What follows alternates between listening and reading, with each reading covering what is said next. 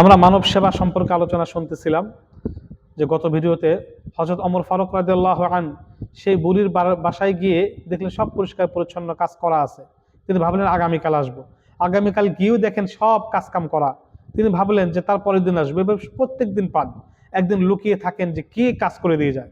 লুকিয়ে থেকে দেখেন যে অন্ধকার থাকতেই যে খলিফাতুল মুসলিমিন হযরত ওই আবু বকর সিদ্দিক রাদিয়াল্লাহু আনহু তিনি এইভাবে কাজ করে দিয়ে যান। যাই হোক, আবু বকর সিদ্দিক রাদিয়াল্লাহু আনহুর ইন্তেকালের পরে হযরত ওমর ফারুক রাদিয়াল্লাহু আনহু ওই অন্ধ বুড়ির মৃত্যু পর্যন্ত খেদমত করেছিলেন।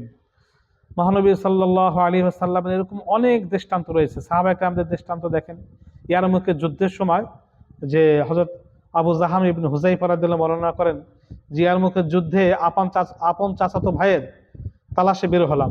তিনি বর্ণনা করেন আপন চাচাতো ভাই তালাশে বের হলাম, দেখলাম তিনি একদম ক্ষতবিক্ষত পড়ে আছেন। তিনি বললেন পানি পান করব। আমি পানি নিয়ে গেলাম। পাশ থেকে আরেকজন বলে উঠলো পানি পানি। তিনি বললেন যে আমার চাইতে বেশি তৃষ্ণার্ত তিনি, তাকে পানি পান করাও।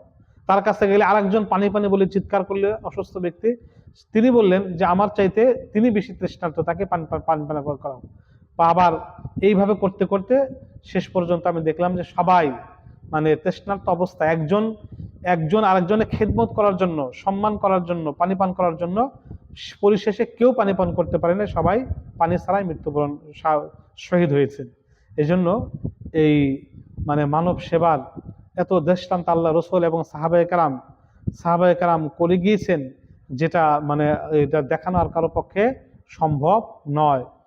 মৌলানা মুজাফফর হুসাইন কান্দলুবি রহমতুল্লাহ আলাইহি তিনি একদিন দ্বিপ্রহরে দিল্লি থেকে বাড়িতে আসছিলেন। পথে দেখেন যে এক বৃদ্ধ একটি লাকড়ির বোঝা অতি কষ্টে মাথায় করে নিয়ে যাচ্ছে। তিনি আগে বেড়ে সেই বোঝাটা নিজে মাথায় করে নিয়ে সেই বৃদ্ধার বাড়িতে পৌঁছে দিয়ে তার কাছ থেকে দোয়া নিলেন। পরবর্তী ভিডিও।